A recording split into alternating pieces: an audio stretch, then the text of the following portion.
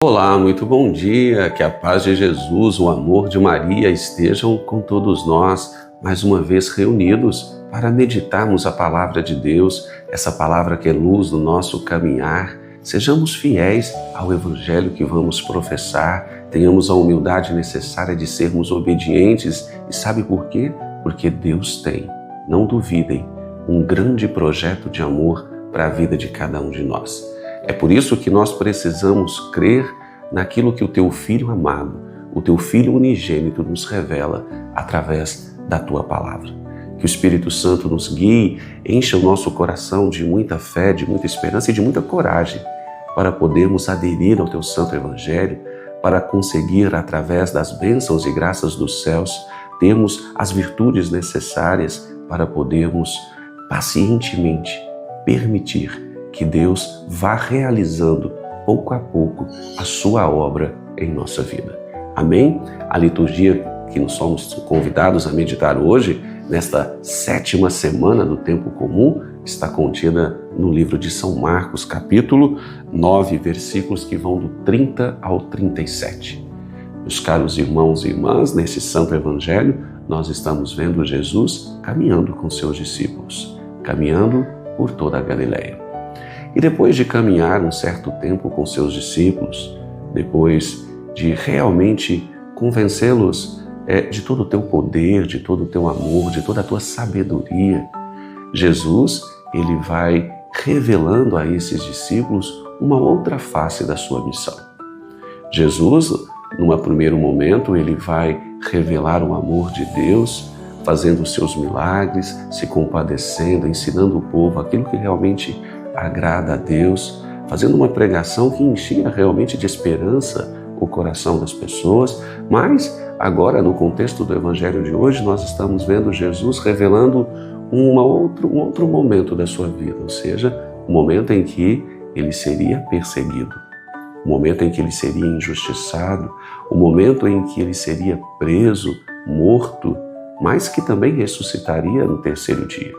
O momento onde realmente toda aquela glória, todo aquele sucesso, toda aquela prosperidade daquele homem de Nazaré, agora parece que tomaria um outro rumo, e era isso que ele estava revelando. E é claro que neste caminhar ele vai fazendo com que os seus discípulos compreendam todo o mistério que envolve a nossa salvação. Vai levar um tempo para os discípulos compreenderem. Por exemplo, nessa caminhada onde Jesus começa a relatar, os discípulos não entendem nada. Os discípulos, eles ficam discutindo entre eles outras coisas que não têm nada a ver com aquela que estava sendo uma revelação importante que Jesus estava fazendo. Jesus estava revelando àqueles que o seguiam o seu destino final e como aquelas pessoas deveriam se comportar diante de todas as situações que viriam a acontecer, e eram situações difíceis, não eram situações fáceis, eram situações de perseguição. Mas os discípulos não compreendiam muito bem o que Jesus falava e estavam discutindo entre eles, vejam só, quem seria o maior quando o reino de Deus se instauraria no mundo.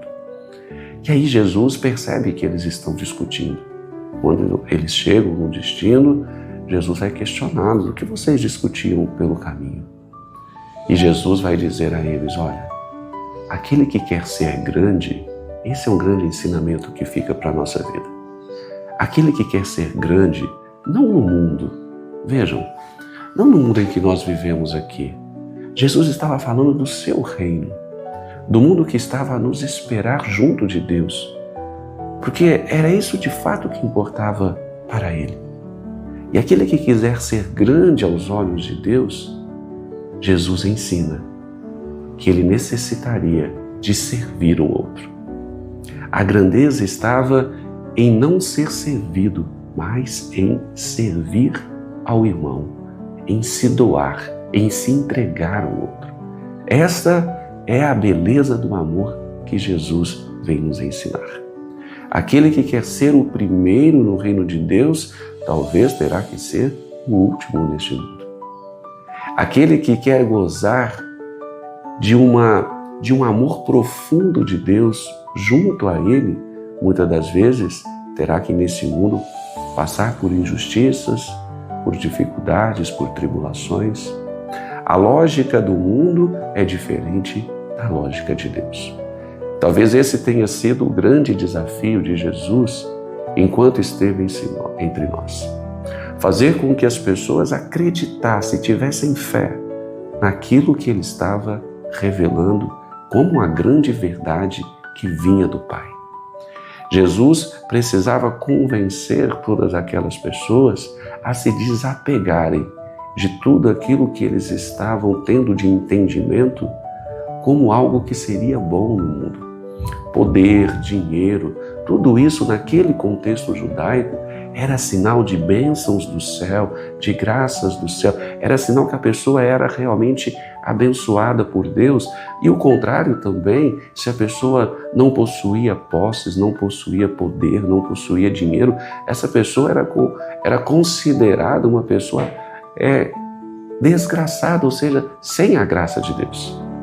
Era um conceito completamente equivocado que Jesus vinha desmistificando. Jesus vinha fazendo com que aquelas pessoas compreendessem que aquilo que agrada a Deus não está ligado àquelas posses, aquilo que era de material, aquilo que era considerado pelos homens naquele momento como algo de grande valor. O que era de grande valor para Deus era a pureza do coração humano. O que era de grande valor a Deus era o amor que as pessoas manifestavam no mundo. Tinham elas dinheiro ou não, tinham elas posses ou não. Era isso que Deus queria mostrar através de Jesus. E é por isso que Jesus vem de uma forma tão simples como veio. É por isso que Jesus vem numa família simples, no seio de uma pobreza, mas de uma família que tinha um coração puro. Maria, José, todo aquele povoado, pessoas pobres, mas que tinham uma fé em Deus, que tinham amor no seu coração, justamente para nos mostrar isso. E às vezes, meus caros irmãos e irmãs, vejam, muitos momentos da nossa vida nós estamos na busca daquilo que realmente não agrada a Deus, daquilo que Deus não se importa tanto. É claro, vejam só, tenhamos maturidade nessa reflexão. É claro que nós podemos buscar, sim, uma prosperidade aqui neste mundo, podemos buscar, sim, termos algo que nos seja suficiente para termos uma vida boa, uma vida, podemos dizer até, de riquezas materiais. Esse não é o problema para Deus. Deus fez santos reis ricos e também santos pobres, sem nenhum tipo de bens materiais, para dizer que para Deus isso pouco importa. O que importa, na verdade, é como nós nos comportamos diante da prosperidade, diante da riqueza e também como nós nos comportamos diante da pobreza, da miséria. São contextos diferentes em que o que tem em comum é a necessidade de amar uns aos outros. É isso que Deus espera que nós realizemos. Deus pode me abençoar com grandes posses, com grandes riquezas, e isso não quer dizer que Ele está me retirando do teu reino, não. Pode ser que Ele esteja me concedendo essa graça justamente para testar a minha fé, testar o meu amor, para ver como eu lido com isso no mundo. O que para Deus importa é o desapego que nós nos propomos a viver. É a liberdade que só a sua verdade nos concede de vivermos livres de tudo aquilo que tenta, muitas das vezes, nos prender aqui neste mundo. Que nós tenhamos sabedoria diante dessa palavra, que nós tenhamos a verdadeira compreensão daquilo que agrada a Deus. Se eu quero ser o primeiro aos olhos dele, que eu tenha como em mente, que eu tenha no coração o desejo de servir ao meu irmão. É no servir, é no ir ao encontro do outro, é na vivência do amor que eu serei, entre aspas, primeiro no reino de Deus. Aqui neste mundo, de fato, para Deus pouco importa se eu sou rico ou se eu sou pobre, se eu tenho sucesso ou não, se eu tenho prosperidade ou não. Para Deus o que importa é o coração puro do ser humano.